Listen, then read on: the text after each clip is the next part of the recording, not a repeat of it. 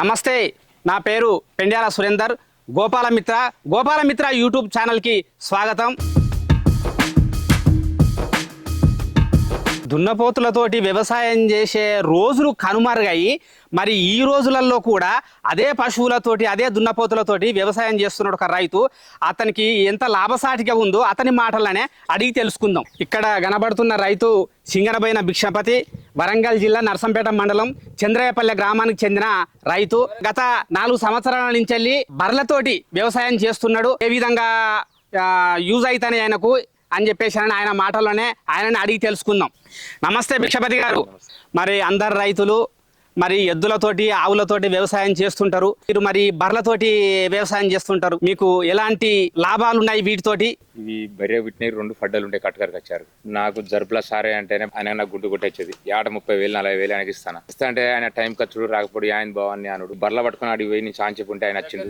మా కొడుకున్న ఆయన వచ్చి కాని మొక్కి కాని వీటిని పెట్టిండు. పని నేర్చినాయి. 30,000 40,000 దాటుతానే తప్పిస్తానే. నాకు బర్రెల పాలు 6 నెలల పాటు ఇస్తాయి.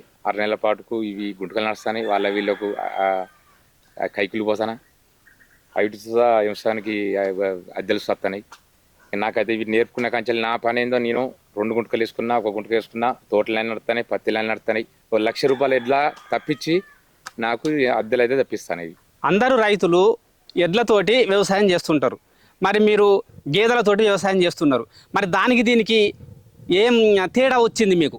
ఎడ్లు అంటే ఎడ్లు మేపాలే, పని చేసిన వల్లే తెచ్చి కట్టేయాలి. ఇవి ఏడ కట్టేసినా మడుగులు కట్టేసినా మడుగులనే పంటాయి. మంచిగా తింటే మేత అత్తయి. పాలు 2 లీటర్ల పాలు ఇస్తుంది. పాలిస్తే వాడికలు పెట్టి వాడికలు పూచేటోళ్ళు వాడికలు వెళ్తాయి. పోతాం.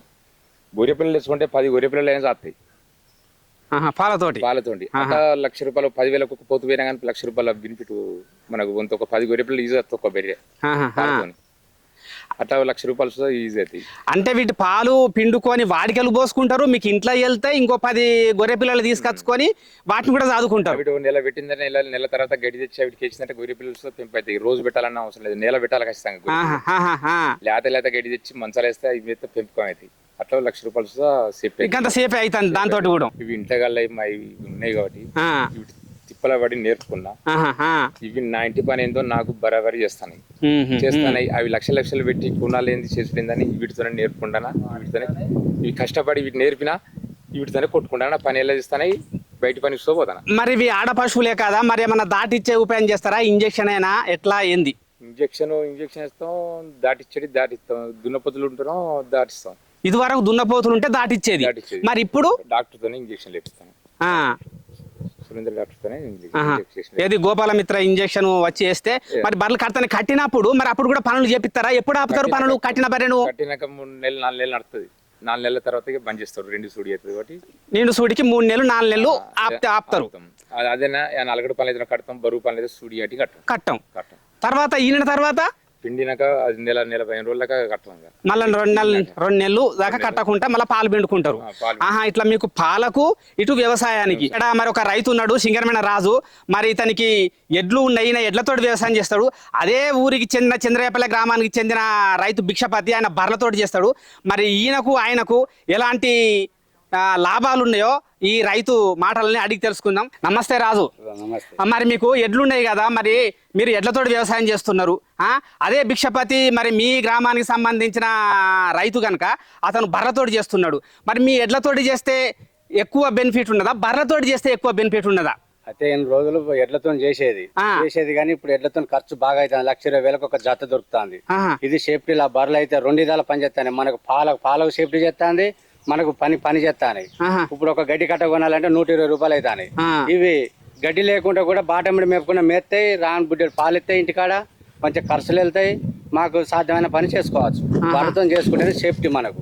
అంటే ఈయన ఆదర్శంగా తీసుకొని కూడా మిగతా వాళ్ళు కూడా బర్రెలను తెచ్చుకొని సాదుకొని మంచిగా పెంపు చేసుకొని పని చేపించుకుంటా పాలు పిండుకొని లాభపడితే నష్టం లేదు. అట్లా ఎడ్లతో ఖర్చు ఎక్కువ వస్తుంది, బర్రెతో చాలా తక్కువ వస్తుంది, సేఫ్టీ ఉంటుంది. చాలా మంది రైతులు ఇప్పుడు బర్రెలను పెంపకం చేసుకొని బర్రెతో పని చేసుకుంటేనే బాగా లాభం ఉన్నది. ఎడ్లకు బొచ్చ పైసలు అయితే ₹1,50,000 పెడితే ఒక జత దొరుకుతుంది. ఏమున్నా కానీ రైతులు బర్రెలను పెంపు చేసుకుని బర్రెతో పని చేయించుకుంటా పాలు పిండుకుంటా లాభపడితే నష్టం లేదు. ఇది సింగనబోయిన భిక్షపతి, చంద్రయ్యపల్లె గ్రామానికి చెందిన రైతు.